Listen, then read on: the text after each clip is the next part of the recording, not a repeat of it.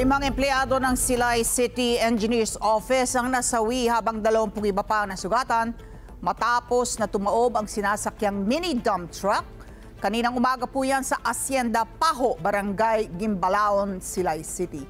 Apat sa mga nasawi na kilalang sina Rafael Hardiolin Jr., Alexander Balili, LD Nagita at Sheena Dimson.